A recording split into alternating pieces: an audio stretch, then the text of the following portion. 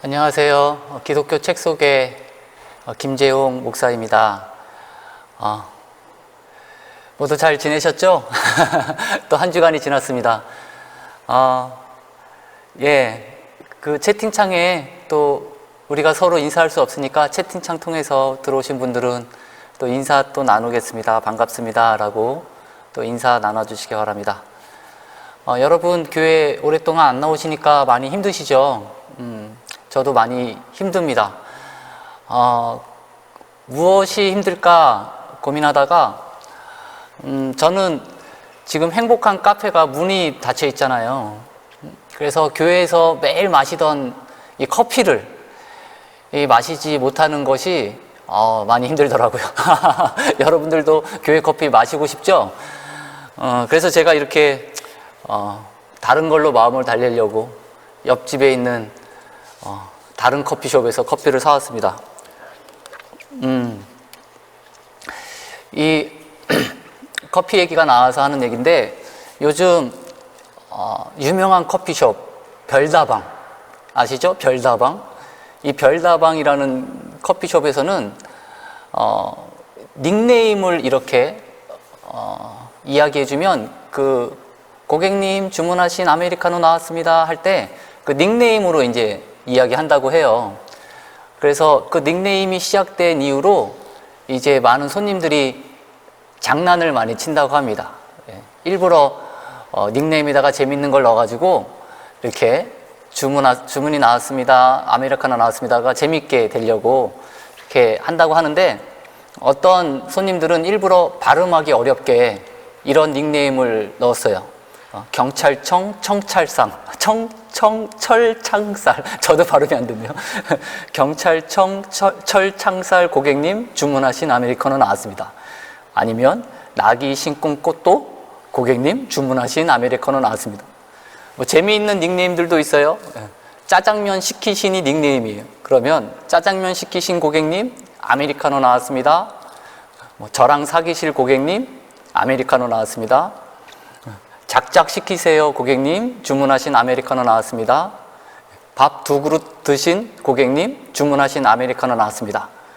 친구 없는 고객님 주문하신 아메리카노 나왔습니다. 또 센스 있는 분들도 계시더라고요. 그거는 뒤에 고객님을 꼭 해야 되니까 그 고객자를 이용한 거예요. 그래서 닉네임이 후기인상주의입니다. 후기인상주의 고객님 주문하신 아메리카노 나왔습니다. 고갱이네, 고갱.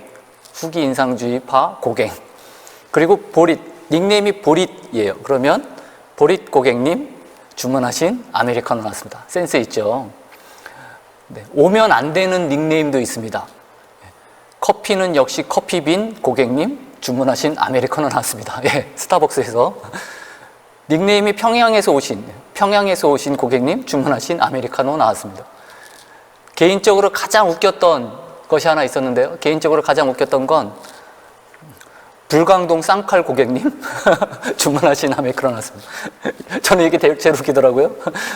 어떤 사람은 또 양아치 고객님 주문하신 아메리카노 나왔습니다. 이런 글들이 있었습니다.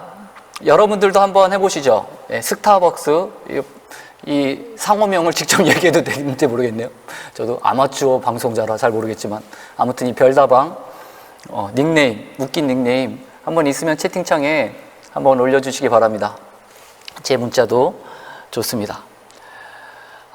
제가 이걸 시작하니까 저를 이제 격려해 주시는 분들이 있어요. 아무래도 제가 이제 프로가 아니잖아요. 아마추어다 보니까 좀 이렇게 힘내라고 격려도 많이 해주십니다. 우리 집사님, 권사님, 우리 성도님들이.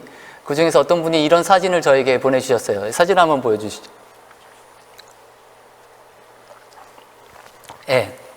사진 보이시죠? 제가 기독교 책 소개하는 거를 딱 캡처해가지고 보내주신 다음에 거기다가 뭐라고 쓰셨냐면, 하면빨 짱입니다요. 이렇게 또 보내주셨습니다. 감사합니다. 저희가 이 라이브 생방송을 이렇게 주중에도 하지만 주일 예배도 라이브 생방송으로 하고, 이제 가장 재미있는 거는 새벽 예배도 저희가 라이브 생방송을 합니다. 근데 새벽 예배는 영상으로는 나가진 않지만 아무튼 라이브로 하죠. 그런데 어떤 분이 이 새벽 예배 라이브를 듣고 이런 문자를 보내주셨어요. 새벽 예배 말씀 감사드려요. 온라인이라 주님 앞에 새벽 예배를 드리게 되었네요. 그러나 이때가 지나가기를 기도합니다. 라고 문자를 보내주셨습니다. 무슨 말인지 알겠죠? 평상시엔 새벽 예배를 안 드렸는데 온라인으로 드리기 시작하니까 새벽 예배를 드리기 시작하셨대요. 이거를 좋다고 해야 될지 안 좋다고 해야 될지 잘 모르겠지만 아무튼 온라인으로 시작돼서 주님 앞에 새벽 예배를 드려서 또 저를 격려해 주시고 감사하다라는 문자를 제가 또 받았습니다. 이렇게 문자 보내주신 분들 너무너무 감사합니다. 자, 그럼 오늘도 기독교 책 소개 시작하도록 하겠습니다. 오늘은 나의 끝, 예수의 시작이라는 책입니다. 제목 자체가 너무나 좋지 않습니까? 이 나의 끝, 예수의 시작이라는 제목이 너무 좋아서 제가 자료를 찾아보니까 이 제목으로 수련회 하는 교회들 많더라고요. 특히 청소년 수련회, 청년부 수련회 타이틀이 그 표어가 나의 끝, 예수의 시작이에요. 예. 저자부터 보면 저자는 카일 아이들먼이라는 분입니다. 유명하신 분이죠. 굉장히 젊고 유쾌하고 활달하고 아주 열정이 넘치시는 분입니다. 미국 켄터키주 루이빌에 있는 사우스 이스트 크리스천 교회 교육 목사님이시고 또 오자크 크리스천 컬리지를 졸업하셨습니다. 그리고 이미 미국에서는 굉장히 유명하죠. 인터넷을 통해서 여러 강연들을 통해서 전 세계 크리스천들에게 한마디로 말하면 인기 강사 목사님이십니다. 또 영상 교재도 제작하셔서 많은 사람들이 또 알고 있고 그렇습니다. 그런데 이 분이 나의 끝 예수의 시작이라는 책을 쓰셨다는 것은 여러분들이 잘 모르실 수도 있는데 이분이 쓴 책 중에 유명한 책이 있습니다. 거기도 이렇게 화면에도 적혀 있네요. 팬인가 제자인가. 이 책은 많이 보셨죠, 여러분들. 이 책이 베스트셀러가 되면서 이 목사님이, 이 카일 아이들먼 목사님이 굉장히 인기 있는, 미국에서 인기 있는 목사님으로 부각을 받기 시작했습니다. 팬인가 제자인가. 팬이면 환호하는 것이 팬이고 제자이면 죽는 사람이 제자이다. 그래서 당신은 환호하는 자인가 죽는 자인가. 굉장히 극단적으로 표현을 했죠. 그래서 이 책이 발간된 후에 사람들이 많은 호응을 힘입어서, 사람들의 많은 호응을 힘입어서 Not a fan, Not a fan이라는 운동도 확산이 될 정도로 팬이 아니다, 나는 제자다, 그런 운동을 하는 거죠. 확산이 될 정도로 인기가 있었던 그런 책입니다. 이 책의 프롤로그라고 그러죠. 서론에 재미있는 글이 하나 올라와 있어요. 어떤 글이냐면 요 빈칸을 한번 채워보세요 라고 자기 자신이 SNS를 통해서 한번 글을 올린 적이 있었다고 합니다. 이 목사님이 SNS에다가 이런 거를 올렸어요. 아래 문장을 완성해 보세요. 그리고 땡땡땡 때에 예수님의 실제를 만났다. 그래서 SNS에 원래 이제 인기 있는 목사님이시니까 SNS를 이제 보는 분들이 많을 거 아니에요? 그러니까 정말 수백 명의 사람들이 거기다가 이제 답글을 단 겁니다. 그리고 이제 그런 것들을 이제 책에서 소개를 했어요. 여러분들도 한번 저기다 한번 써보시죠. 써보셔서 제 문자로 한번 보내주셔도 좋고, 아니면 채팅창에 한번 남겨주셔도 좋고, 한번 기록을 해주시기 바랍니다. 꼭 안 하셔도 되고요. 예. 예. 채팅창이나 문자에다가 여러분들도 이런 거 한번 써보셨으면 좋겠어요. 자, 한번 천천히 한번 써보시고요. 이 목사님이 SNS 채팅창에다가 이걸 올렸을 때 사람들이 전반적으로 이러한 글들을 올렸다고 그래요.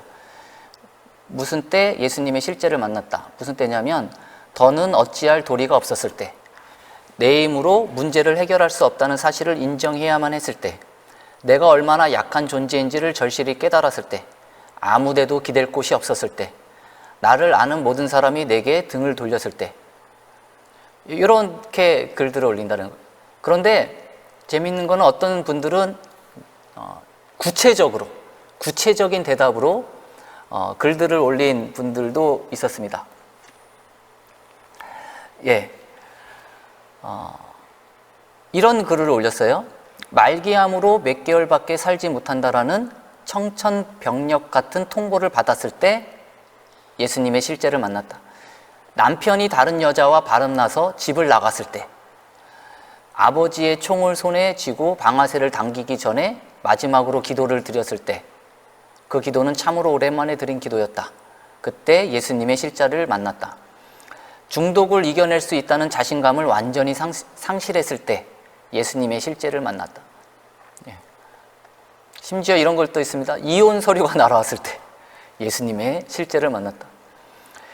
예수님이 이 땅에서 가장 어두운 구석인 스트릿 클럽까지 찾아와 나를 향한 사랑을 보여주셨을 때, 이분은 아마 그런 데서 일하셨던 분이었던 것 같아요. 우울증이 참기 힘들 만큼 깊어졌을 때 예수님의 실제를 만났다. 30년 동안 청춘 바쳐 일했던 직장에서 아무 대책도 없이 쫓겨났을 때 예수님의 실제를 만났다. 남편이 자동차 사고로 세상을 떠났을 때 예수님의 실제를 만났다. 초음파 검사로 태아의 심장 박동이 멈춘 것을 확인했을 때, 유산을 했던 것 같아요. 예수님의 실제를 만났다. 예, 여러분들은 어떻습니까?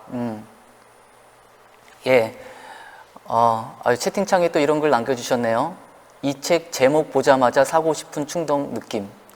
예, 그렇죠. 제목 자체가 강렬하죠. 예, 저도 제목에서 이미 다 은혜를 받았습니다. 이렇게 SNS에 올리고 이 목사님이 이 답들을 계속 쭉 보니까 이 한마디로 이 페이스북 친구들의 말은 결국 한마디로 정리할 수 있었던 것 같다라는 거예요. 한마디 공통점이 있다는 거죠. 그거는 바로 이겁니다.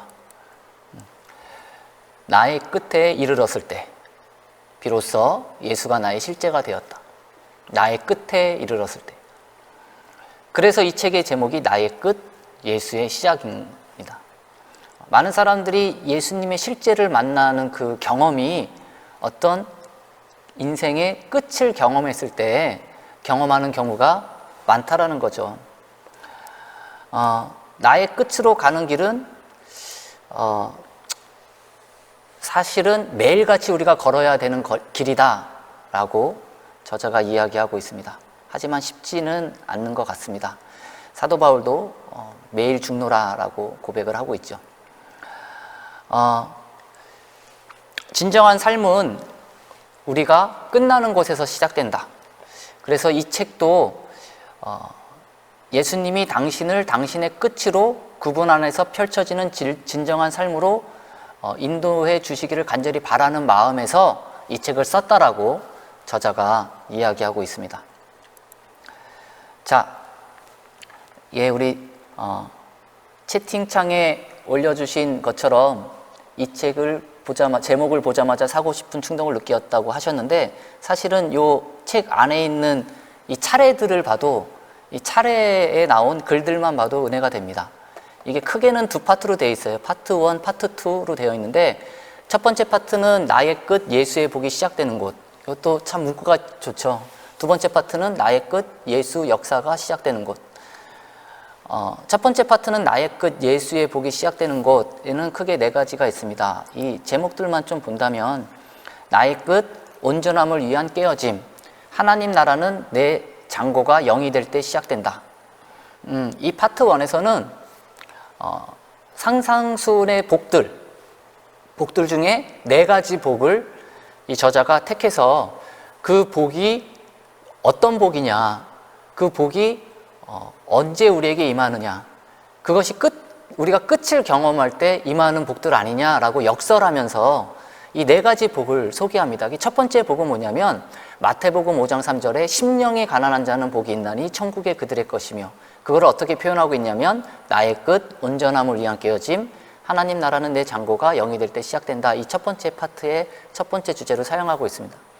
예수님이 우리에게 제시한 유일한 희망은 심령의 깨어짐을 인정하는 것이다 라는 거죠. 이 역설적인 방식이야말로 궁극적으로 깨어진 것들을 바로잡을 수 있는 유일한 길이라는 거죠.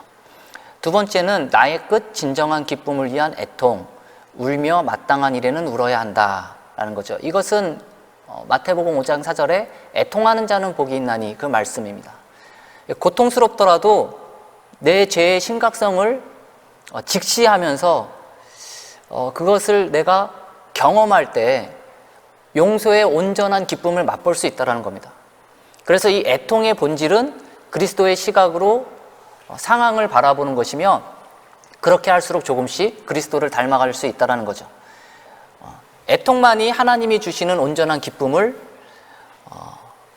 누릴 수 있는, 그리고 온전한 기쁨으로 가는 길이다. 이 저자는 소개하고 있습니다. 세 번째, 나의 끝, 예수만 붙들게 하는 낮춤. 모든 상황이 교만을 십자가에 못 박을 기회다. 이거는 또 마태복음 5장 5절에 온유한 자는 복이 있나니, 여기서 저자는 이 온유라는 단어를 겸손으로 해석을 했습니다. 그래서 하나님은 오직 겸손한 자를 기뻐하시기 때문에 겸손으로 우리를 이끌어 가신다는 거죠. 우리가 겸손이 낮아져서 부르짖을 때에만 하나님이 능력이 우리 가운데 임한다는 겁니다. 그래서 닉 왈렌다라는 사람은 남을 섬기지 않으면 내 자아만 섬기게 된다라는 유명한 말을 남겼는데, 자아가 죽는다라는 것은 곧 남을 섬기면서 겸손해지는 자세, 낮아지는 곳으로 가는 것이 결국에는 우리가 자아를 죽이는 그러한 삶이다라고 이야기하고 있는 거죠. 제가 처음에 뭐뭐 했을 때 예수님의 실제를 만났다라고 한번 남겨보라고 하셨는데, 여기 한 분이 또 남기셨습니다. 사실 진짜 인생의 시작은 예수님을 만났을 때부터라고 생각합니다. 예, 맞는 말씀입니다.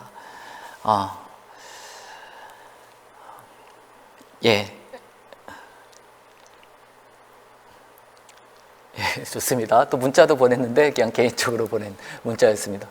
또 네 번째, 나의 끝, 진짜 예수를 만나기 위한 벌거벗음, 실제의 삶과 보이는 삶이 같기를 바라신다. 이거는 마태복음 5장 8절에 마음이 청결한 자는 복이 있나니 그들이 하나님을 볼 것이며, 이 말씀을 갖고 이야기한 건데요.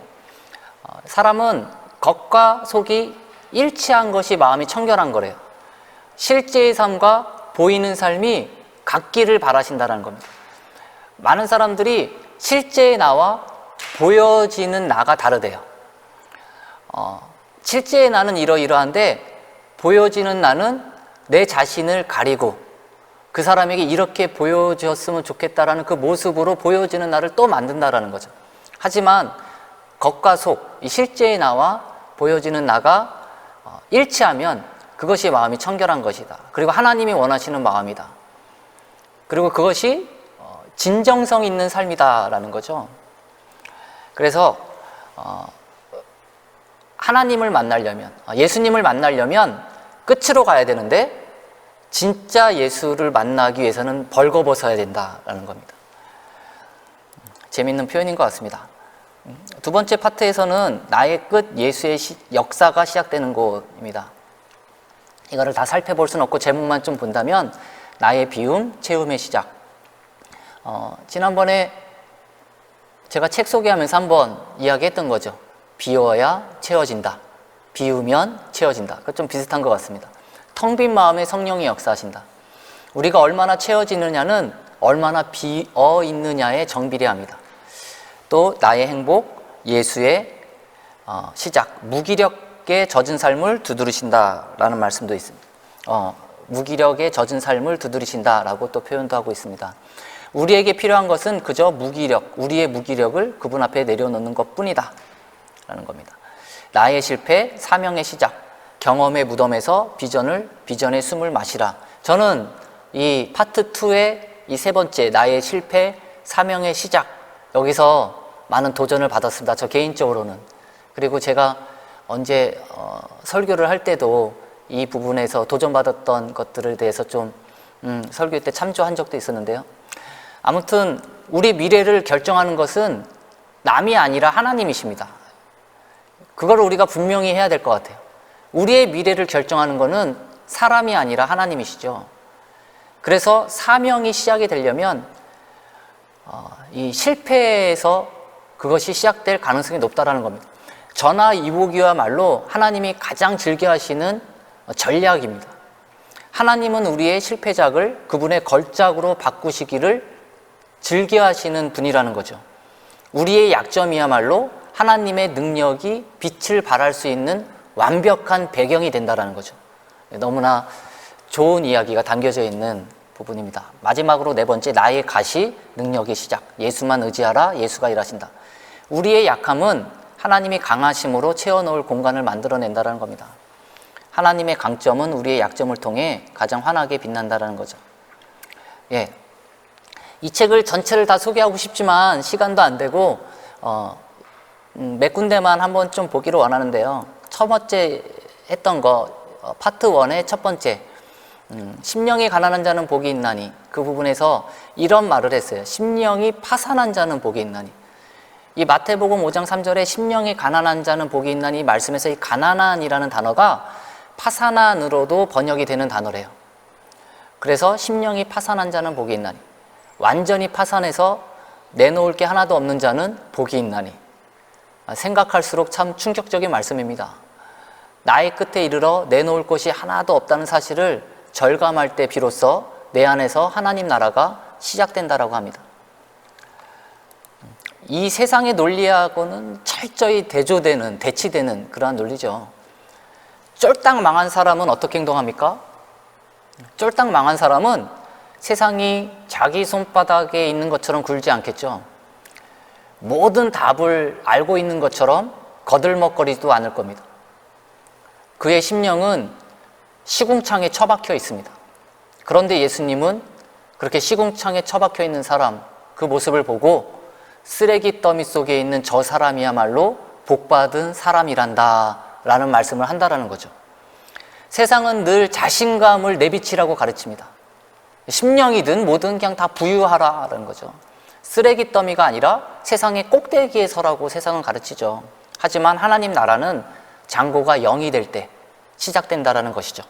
내놓을 것이라곤 눈을 씻고 찾아봐도 없을 때 비로소 전진하기 시작한다는 것이죠. 당신 마음대로 선택할 수 있다면 아마 우리는 돈과 권력을 갖고 있는 모든 사람에게 존경을 받을 종교 지도자나 대골처럼 의리의리한 집에서 날마다 진수성찬을 즐기는 사람이 되고 싶을 겁니다. 아니면 여기 그림에 보면 이 왼쪽에 있는 그런 사람이 되고 싶거나, 아니면 사회에서는 천대를 받지만 예수님께는 사랑과 은혜를 받는 사람, 돈과 권력을 갖고 있고 날마다 진수성찬을 즐길 수 있는 사람이 되고 싶습니까? 아니면 사회에서 천대를 받지만 예수님께는 사랑과 은혜를 받는 사람이 되기를 원합니까? 라는 질문이 이 책의 질문입니다. 정말 까다로운 질문이죠. 우리는 대부분 둘 다 원하기 때문에 그렇습니다. 특히 예수님을 오래 믿은 사람들도 선뜻 하나를 고르지 못합니다. 쉽게 말해서 우리는 깨어지지 않고도 온전해지기를 원하죠. 깨어지지 않고도 온전해지기를 원합니다. 우리가 쉽게 인정하려고 하지 않은 것이 있습니다. 우리는 이미 깨졌다라는 거죠. 모든 사람이 죄를 범하였음에 하나님의 영광에 이르지 못하더니 라는 말씀을 통해서도 알 수 있는 것은 우리는 깨졌다라는 겁니다. 이미 깨졌다라는 겁니다. 따라서 진짜 문제는 당신이 자기가 깨어졌다라는 사실을 깨닫고 인정하느냐 하는 것입니다. 우리 모두는 이미 깨어져 있습니다. 제가 아까 빈칸에 좀 쓰라고 했는데 또 글들을 좀 많이 남기셨습니다. 많이 남기진 않으셨네요. 어떤 분이 이렇게 써주셨어요. 나의 실체를 만났을 때 예수님의 실제를 만났다. 굉장히 명언을 남기셨네요. 내가 누구인지 알았을 때, Who I am. 나의 실체를 만났을 때 예수님의 실제를 만났다. 또 어떤 분이 또 이런 채팅창에 남겨주셨습니다. 나의 실패, 사명의 시작, 저도 은혜 받기를 원합니다. 이런 글을 남겨주셨습니다. 우리 장로님, 저랑 아주 가까운 장로님이 또 이렇게 남겨주셨습니다. 군대 가기도 싫고 힘든 군 생활이 끝이라고 생각했지만 군 생활에서 주님을 만나 군 생활이 변화의 계기가 되어서 새로운 삶이 시작되었습니다. 예, 아주 구체적이고 너무 좋은 글을 남겨주셨네요. 예. 군대 가기가 싫고 힘든 군 생활이 끝이라고 생각했지만 군 생활에서 주님을 만나 군 생활 동안 또 우리 세례도 받고 예배도 드리기 시작했나 봐요. 세례와 예배라고 쓰셨어요. 군 생활이 변화의 계기가 되어서 새로운 삶이 시작되었습니다. 은혜로운 글 너무나 감사드립니다. 예. 좀 계속해서 본다면 이 책은 굉장히 역설적인 책입니다. 역설적인 방식을 소개하고 있죠. 예수님께서 우리에게 제시한 유일한 희망은 깨어짐을 인정하는 거래요. 내가 죄인임을 인정하라는 겁니다. 그때야 비로소 궁극적으로 그 깨어진 것을 바로잡을 수 있는 유일한 길이 열린다라는 거예요. 내가 깨어진 것을 바로잡을 수 있는 유일한 길은 깨어짐을 인정하는 거다. 그런데 좋은 소식이 한 가지 있다고 합니다. 좋은 소식도 좀 기록하고 해야지 좀 책이 좀 읽을만 하죠. 너무 이렇게만 쓰면 안 되죠. 좋은 소식은 하나님이 깨어진 것을 온전하게 회복시켜 주신다라는 거. 하나님은 아무도 거들떠보지 않은 폐품으로도 그분만이 하실 수 있는 작업이 있다라는 거.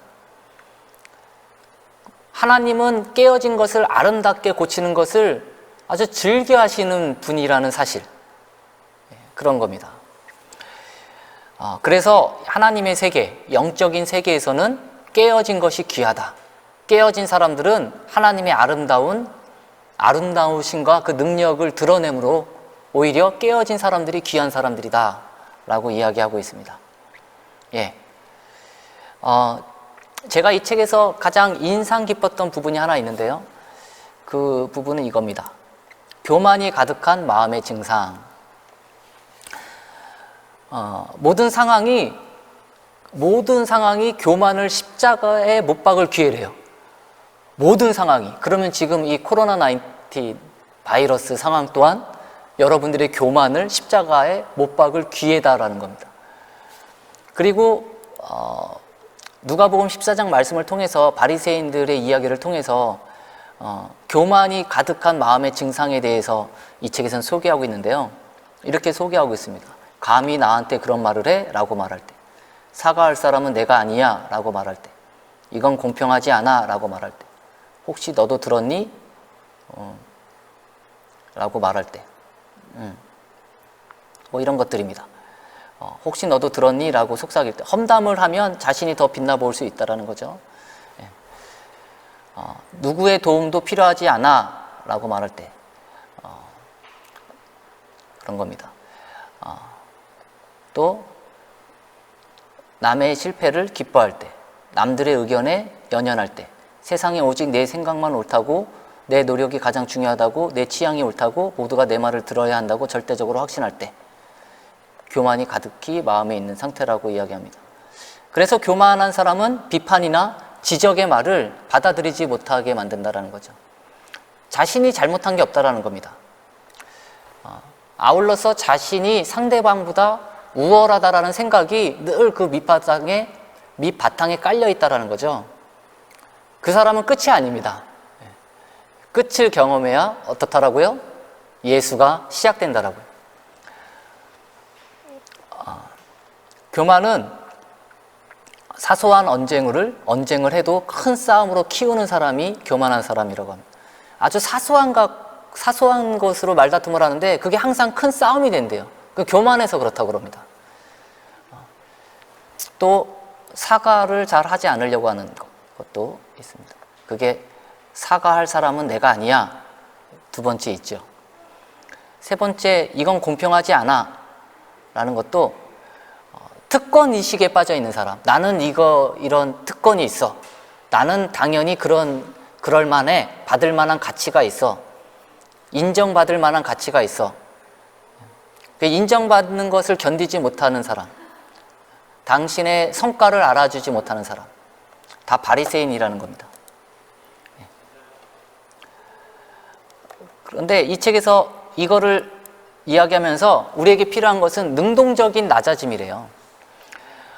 능동적인 교만이었다면 예수님은 반대로 능동적인 낮아짐을 이야기합니다. 수동적인 낮아짐은 어쩔 수 없이 낮아지는 거지만 능동적인 낮아짐은 내가 스스로 낮아지는 겁니다. 스스로 낮아지는 사람. 이 책에서 소개하는 4가지 방법을 정리해보면 첫 번째는 자발적으로 죄를 고백한다.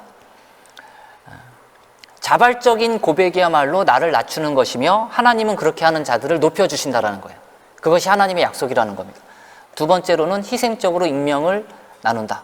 희생적으로 익명으로 나눈다. 이거는 좀 이름을 드러내지 말고 몰래 남들을 도우라는 이야기겠죠. 세 번째, 나보다 다른 사람을 더 잘 대해준다. 나보다 나를 사랑하는 것만큼 다른 사람을 사랑하라는 거죠. 이 현대인의 사고방식과는 정반대이지만 이제부터라도 나보다 남들이 더 소중하다라는 것으로 그렇게 여기는 태도, 그런 태도를 가져야 된다는 겁니다. 도움을 요청한다. 굉장히 중요한 것 같습니다. 자존심이 센 사람들은 도움을 요청하지 않습니다. 그게 교만한 거죠. 하지만 자신을 낮추어서 도움을 요청할 때 복으로 가는 새로운 문이 열린다. 도움을 요청. 여러분들도 도움을 많이 요청하시기 바랍니다. 결코 그것이 여러분들의 건강한 자아상에 스크래치를 가하지 않습니다. 여러분들의 자아는 그대로 건강합니다.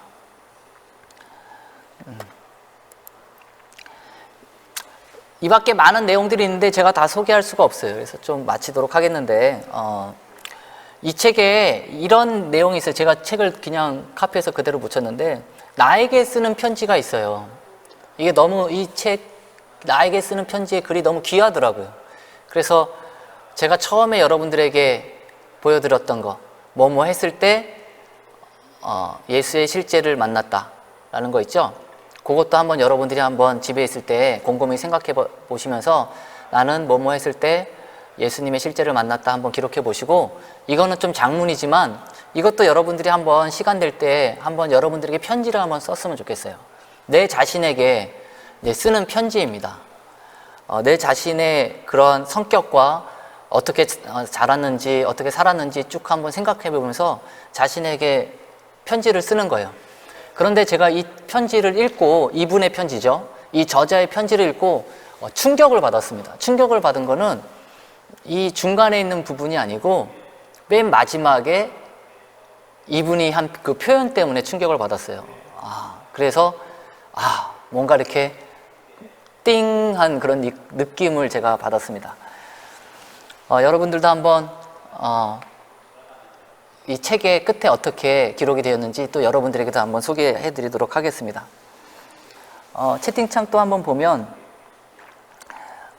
어떤 권사님, 사업의 실패로 장국뿐 아니라 정서적으로도 바닥일 때 내 이럴 줄 알았어 라고 인정하고 자복하니 하나님의 은혜가 넘쳐나고 회복시켜 주심을 경험합니다.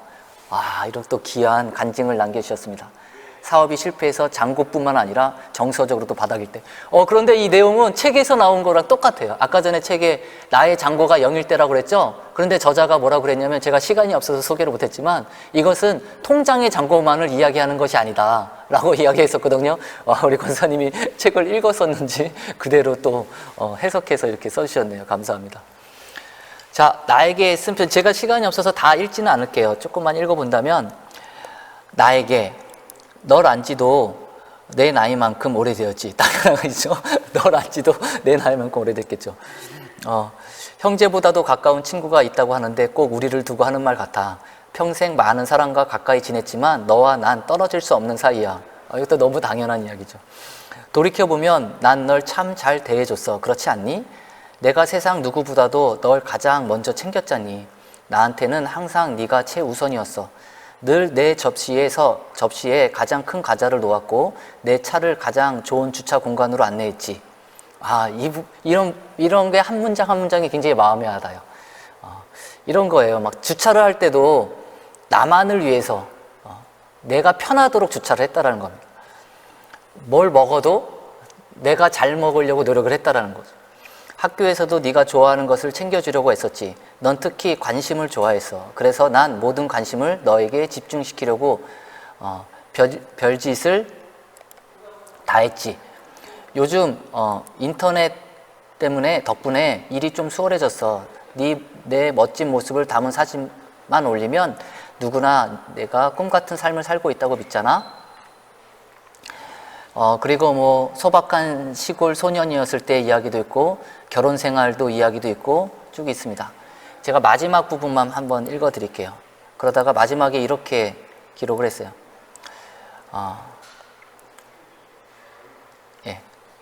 요 전부터 한번 읽어보겠습니다. 사실 넌 내일 일은 전혀 생각하지 않고 당장 기분이 내키는 대로 행동하는 것 같아. 널 위해 사람들에게 심한 말을 내뱉었던 걸 생각하면 후회스러워. 넌 그런 말이 가져올 혼란에 관해 일말의 경고도 해주지 않았지. 넌 한 번 뱉은 말은 주워 담을 수 없다는 사실을 알려주지 않았어. 갑자기 자기 자신을 막 비판합니다. 널 사랑하기는 해. 하지만 계속해서 널 위해 살 수는 없어. 넌 널 행복하게 해주면 나도 행복해질 거라고 주장했지. 하지만 그렇게 간단하지가 않아. 지금까지 삶의 운전대를 너한테 맡겨봤지만 아무래도 넌 믿을만 하지가 않아. 넌 어디로 가야 할지를 안다고 계속 우기는데 널 따라간 결과는 항상 막다른 골목이었어. 그간 다른 길을 알아봤는데 드디어 내가 갈 새로운 길을 찾았어. 좁고 힘든 길이야. 그래서 사람들이 좀처럼 선택하지 않는 길이지. 하지만 이 길만이 참되고 풍성한 삶으로 이어진다라는 것을 알았어. 마지막으로 할 말이 있어. 차마 입이 떨어지지 않지만 널 데리고는 이 길을 갈 수가 없어. 그래서 이제 너와는 끝이야. 널 사랑하는 내가. 저는 이 부분을 읽고 큰 충격을 한번 머리에 띵 그래서 좀 정신을 좀 못 차렸습니다. 마지막으로 할 말이 있어. 차마 입이 떨어지지 않지만 널 데리고는 이 길을 갈 수가 없어. 그래서 이제 너와는 끝이야. 좁고 힘든 길. 예수님께서 걸어가신 그 길은 자기 자신을 죽이는 길이고 나의 끝이고 그것이 곧 예수의 시작이다. 라는 이제 고백인 것 같습니다.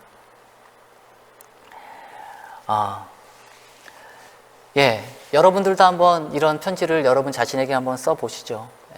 참 유익한 시간이 될 거라고 생각이 됩니다. 네 번째 책이었는데 어떠신가요? 제가 앞에 있는 책들은 조금 이제 가볍게 읽을 수 있는 책, 그렇게 가볍지는 않지만 좀 책이라면 오늘은 그래도 조금 이제 무게가 있는 책을 한번 골라봤습니다. 시간 되시는 분들은 한번 책 읽어주시기 바랍니다. 그럼 여러분 감사합니다. 기도하고 마치도록 하겠습니다.